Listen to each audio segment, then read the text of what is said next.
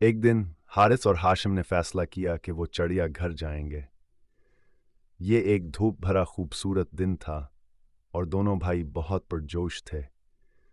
उनकी अम्मी ने उनके लिए लंच भी तैयार किया ताकि वो चिड़िया घर में जाकर खूब मज़े कर सकें। जब वो चिड़िया घर पहुंचे तो उनकी खुशी की इंतहा ना रही। पहले उन्होंने शेर के पंजरे के पास जाकर देखा। शेर बहुत बड़ा और ताकतवर लग रहा था। हारिस ने कहा, देखो शेर, क्या ये खतरनाक नहीं लग रहा?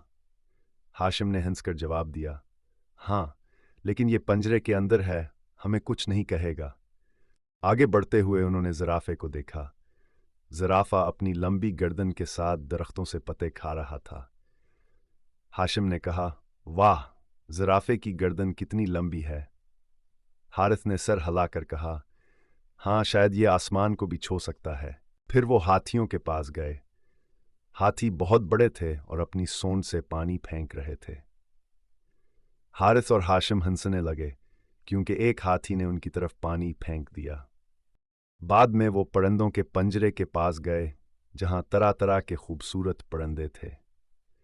तूते ने हेलो कहा और हाशिम हंसकर बोला, ये तूता तो बात भी करता है। दिन भर चिड़ियाघर में घूमने के बाद हारिस और हाशिम ने लंच किया और आखिर में उन्होंने बंदरों का शो देखा। बंदर उधर उधर छलांग लगा रहे थे और लोगों को हिंसा रहे थे। शाम को जब वो घर वापस आए तो दोनों बहुत खुश थे और उम्मी को चिड़ियाघर की सारी कहानी सुनाई।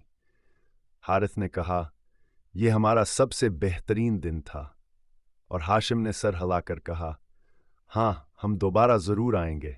यूं हारिस और हाशिम का चिड़ियाघर का दिन हिंसी, खुशी और हैरत से भरपूर रहा।